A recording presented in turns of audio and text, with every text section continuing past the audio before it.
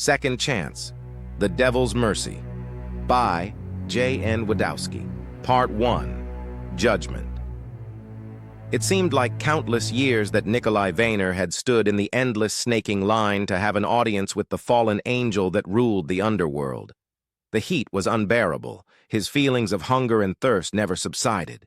He was tired and wanted to sit, but whenever his legs weakened and he attempted to rest, one of the red devil tormentors would lash out with their tails and whip him back to his feet. The thing that tortured him the most was he was stuck between two ear-piercing, nasal-sounding women who continuously whined and complained about all their discomforts. All eyes fixed on the 20-foot oak doors towering at the far end of the chamber. Fires and brimstone were the only light for the thousands that waited to plead their cases. Nikolai was finally getting close enough to see the end of the snake-roped line. Those that reached the end were processed by a demon in an expensive Italian-tailored business suit with a red silk tie. He wore a gold tie clip with a large diamond that matched his cufflinks. Gleefully, he stood at a pedestal checking a clipboard for their names on his list. None were granted entrance into the massive doors. Instead, the smiling demon would turn to one of the tormentors to grab them out of the line. Their pleas for mercy were laughed off by the demon and the tormentors. They were then tossed into a hole in the marble floor beside the demon, as if throwing a trash bag into an open apartment building incinerator garbage chute. Their screams of terror and pain echoed throughout the waiting room as they fell to their damnation. The handsome red demon would then shout out, "Next!" as he processed the next condemned soul. With each dispatched soul, the line inched up one more person. Niko, as his friends once called him, knew why he was here. He was convinced that once the shark-suited smiling demon read his name, he would too be tossed into the fiery pit. The closer he moved up in the line, to his final judgment, the smell of rotten eggs increased. Worst of all, it set off the two women even more so. It was as if he was being nagged in surround sound. He began to think that the pit of fire would actually be a refuge from his torment. He smiled over the thought, only to quickly receive a slash from one of the tormentors. "No smiling," the demon ordered. After what seemed like an eternity, the woman in front of him was at the end of the line. The three-piece shiny black fabric-suited demon smiled at her with perfect white teeth and stunning blue eyes. "Ah, Karen, so happy that you are here." "You are?" she replied, dragging an R at the end of her sentence. She was pleased that she was finally getting the recognition she felt she deserved. "Well, it is about time. I want to see who's in charge." "Oh, the boss already knows very well who you are and has a very special job for you." The demon smiled more so as he pulled a whistle out of his pocket and handed it to her. What's this?" She looked at the silver whistle, on a cord to put around her neck. "I don't want this. I want to see your manager." The demon checked his clipboard and turned to one of the tormentors.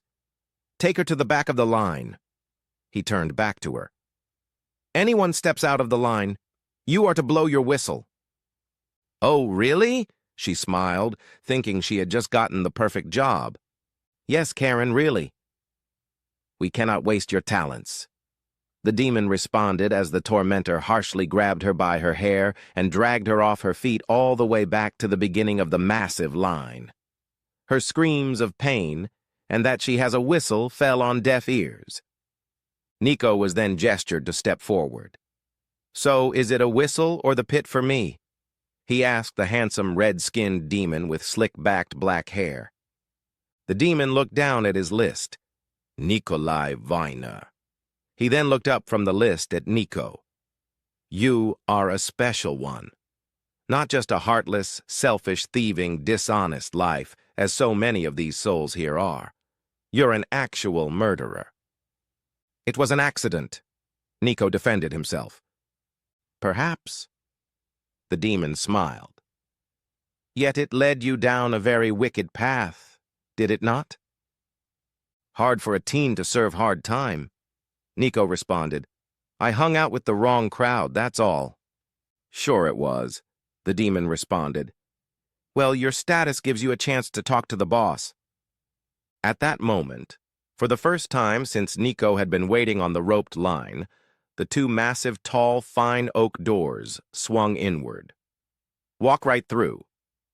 Niko hesitated at first, but the snarling tormentors on each side of him convinced him to do as he was told. He stepped past the suited demon that snickered before turning back to his clipboard. Next! The open doorway was shrouded in a heavy yellowish cloud. The rotten egg smell was intense. Stepping through the sulfur cloud, he was unable to see what was in front of him. Once far enough into the silent chamber, the large doors slowly closed behind him. He could hear their golden locks trigger and bolt, locking him inside. His only choice was to keep walking forward to see if the stifling sulfur cloud would clear up. If he were not already dead, the poisonous air would have been his end.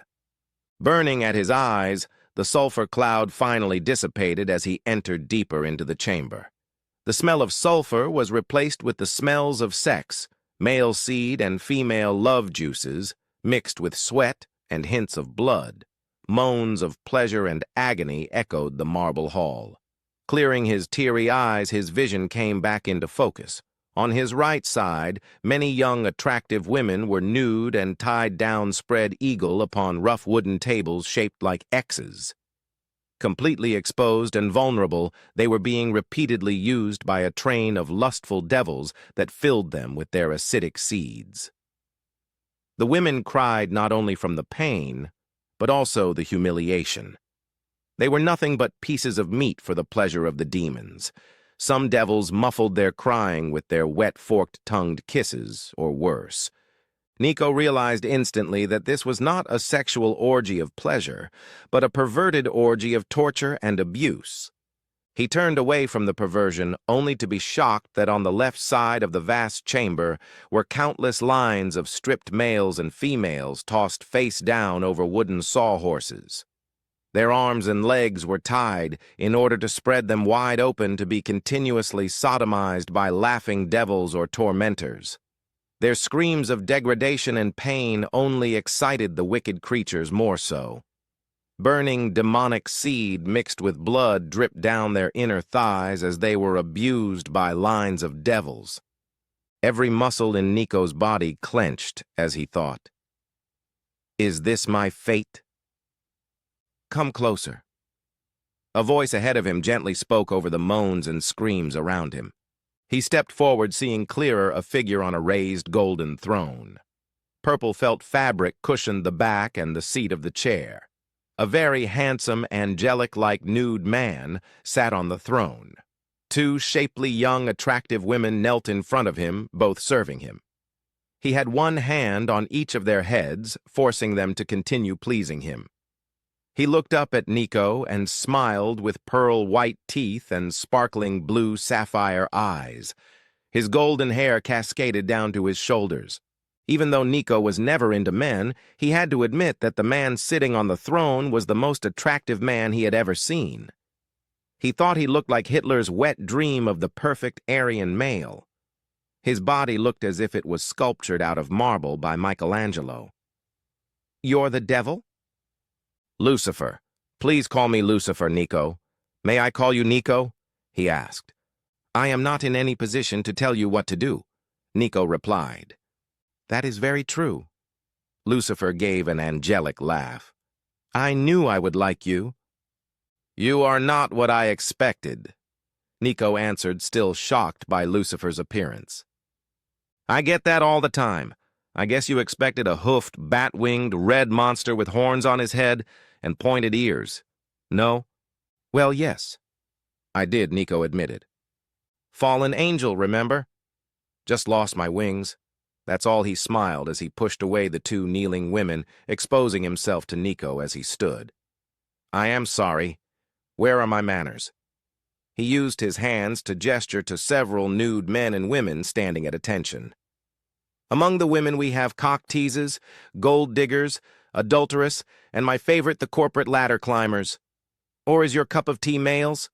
Would you prefer an adulterer, playboy, rapist, pedophile, or transsexual? If you're bi, you can choose one from column A and column B."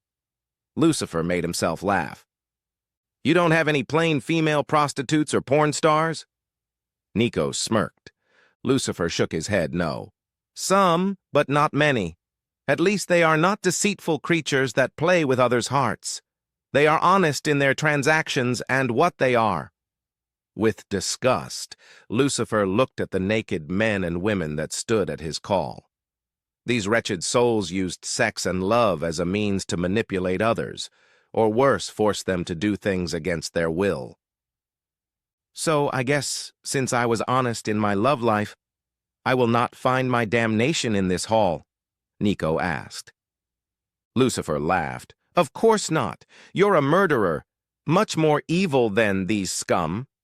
Lucifer gestured for the men and women to be taken away. Immediately, tormentors grabbed them and dragged them off to be sexually violated. No, Niko, you are different. Even for a horrific murderer, there is something about you I like. You like me? Yes, and I feel sorry for you. One little stupid mistake you made as a teenage boy ruined your entire life, the ignorance of youth. Lucifer looked pitiful at Niko. Sad story. You just wanted to fit in, be accepted, be part of the gang. Lucifer placed a gentle hand on Niko's shoulder. Niko thought for a moment. Yeah, I guess so. Perhaps if I had hung with a better crowd. Even better if you had learned not to be swayed by others. Learned to think for yourself, you would not be here at all. Sympathetically, Lucifer looked down upon him. I can feel a good soul may be deep within you. Am I wrong? No, you are not wrong. If I knew what I know now, I would not be here. If I could do it all over, I would not make the same mistakes. Niko honestly admitted to Lucifer. Lucifer's smile broadened. Well, you are in luck. I am going to give you a second chance. Surprised and pleased. You are? Yes, I am. I once was an angel up above, you know. I am not all that bad. Lucifer laughed. Be sure to continue to Part 2. To support the author, please like, share, comment, and subscribe.